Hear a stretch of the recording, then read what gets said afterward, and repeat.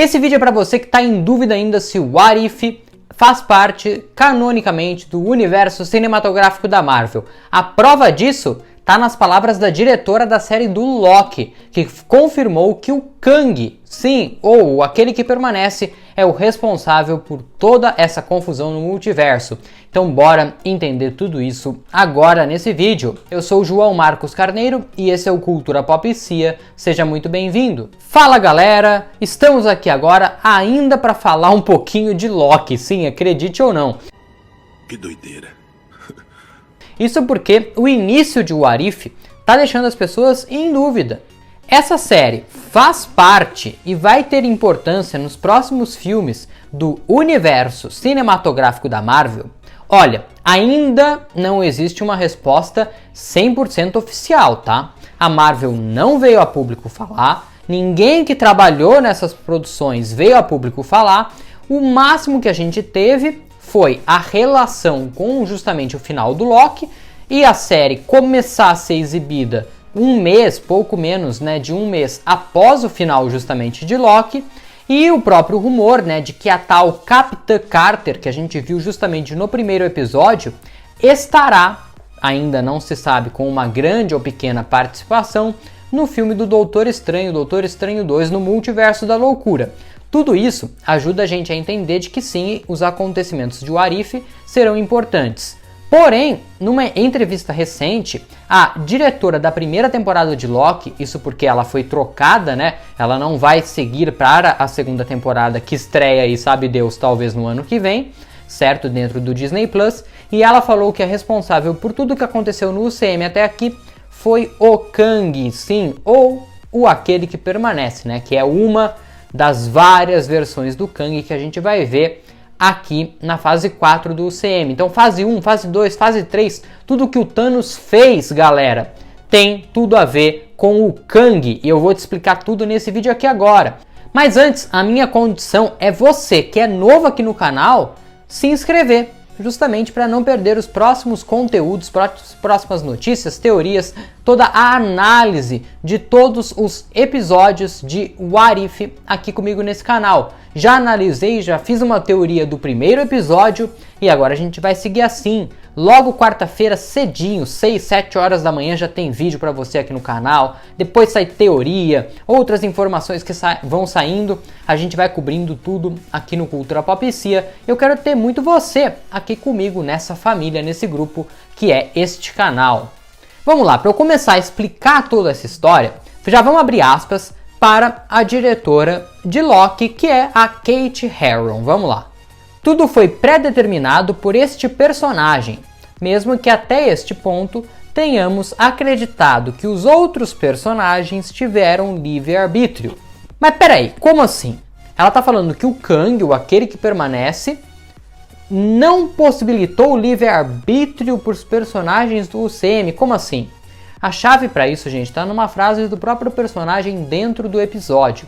É uma cena que eu adoro, quando ele tá ali na mesa conversando com a Sylvie e com o Loki, e ele fala pros dois: eu pavimentei a estrada para vocês chegarem até mim. Algo nesse sentido, dá uma olhada aí na frase dele. Eu pavimentei a estrada. Vocês só seguiram um caminho. Ou seja, se ele pavimentou essa estrada para que a Sylvie e o Loki chegassem até ele no famoso fim dos tempos, que era até onde estava escrita a história da linha sagrada, da linha do tempo sagrada, é porque ele conduziu toda a história para que os dois chegassem até ele. Ou seja, para o Loki chegar até ele, o Kang, o aquele que permanece, teve que fazer a história se transformar de uma forma que no passado o Loki roubasse o Tesseract, fosse capturado pela TVA, certo? E por que ele roubou o Tesseract? Porque os Vingadores voltaram no tempo, ou seja, toda a história do UCM que a gente conhece até aqui, desde o primeiro filme, o Incrível Hulk, do Homem de Ferro 1, dos filmes do Capitão América, tudo foi escrito em função do Loki e da Sylvie, para que eles chegassem até o último, aquele que permanece no fim dos tempos. Nada, absolutamente nada que estava ali naquela linha do tempo aconteceu por acaso. Tudo aconteceu com um único objetivo: fazer com que o Loki e a Sylvie chegassem até o aquele que permanece. Dessa forma, tira totalmente o livre-arbítrio das pessoas. Você aí pode acreditar aqui no nosso mundo que a gente tem livre-arbítrio para fazer o que quiser e a gente vai assumindo as consequências dessa história. Mas você também pode acreditar que a nossa história já está traçada e que a gente apenas tem poder de tomar algumas pequenas decisões, mas que não vão alterar o início, meio e fim da nossa história, da nossa passagem aqui na Terra. Ou você pode acreditar no que você quiser. Mas a partir de agora, fica pré-determinado que aquele que permanece como se fosse Deus, ele escreveu toda essa história. E você aí achava que era o Kevin Feige, o chefão da Marvel, hein?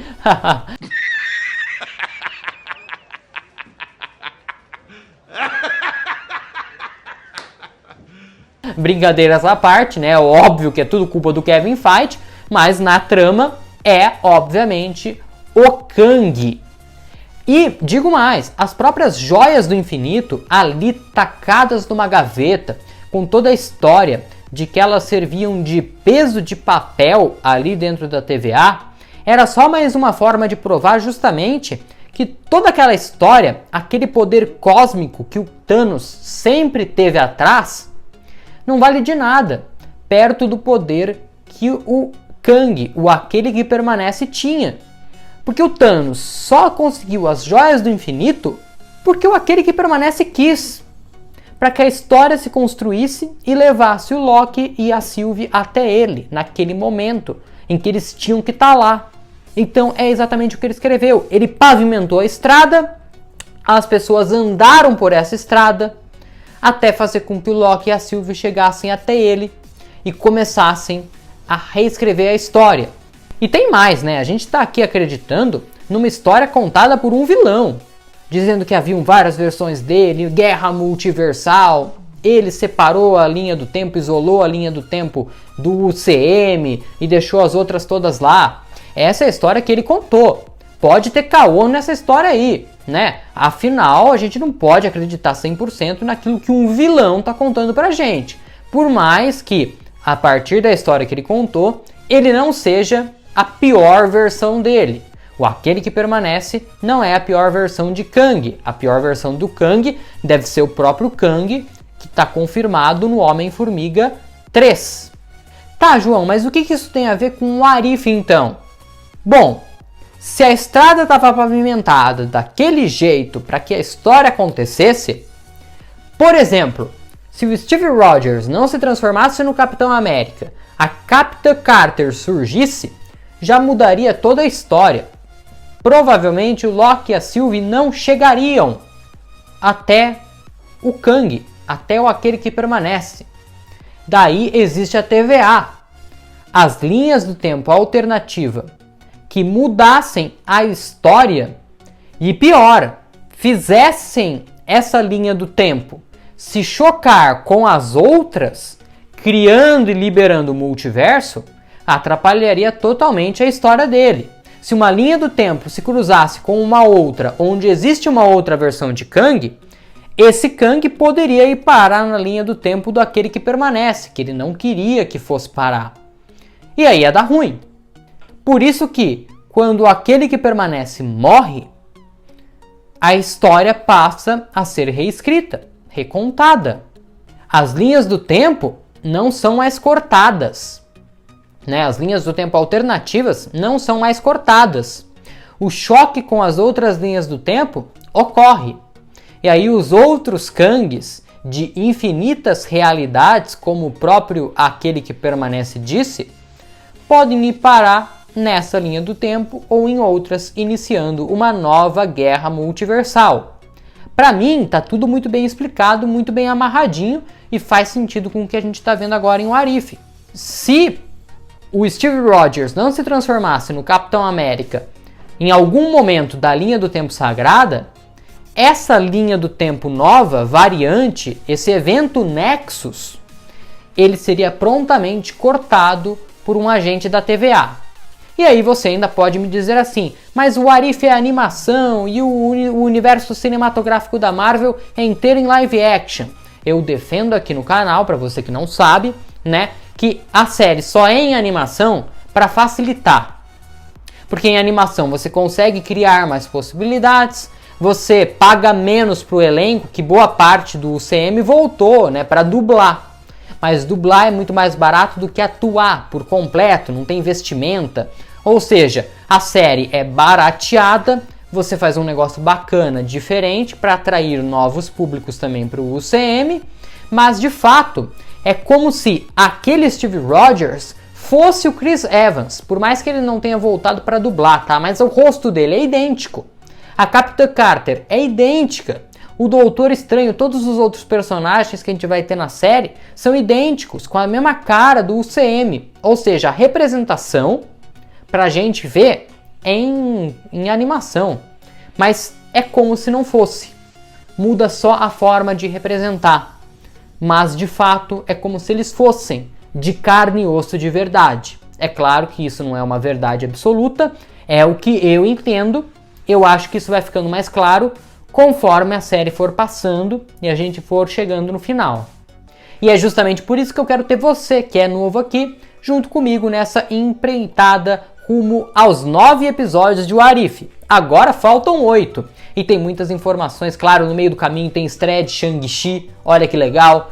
Vai ter os Eternos ainda esse ano, se tudo der certo. Homem-Aranha 3, se tudo der certo. Venom 2, se tudo der certo. Tem bastante conteúdo de DC e Disney aqui no canal também. Então se você curte esse tipo de conteúdo, se inscreve aqui para ficar comigo e formar essa família. Dá uma olhada nesse vídeo que eu tô deixando aqui do lado para você, com toda a minha análise e também a teoria do episódio 1 de What If. A gente se vê numa próxima. Um grande abraço a todos e tchau!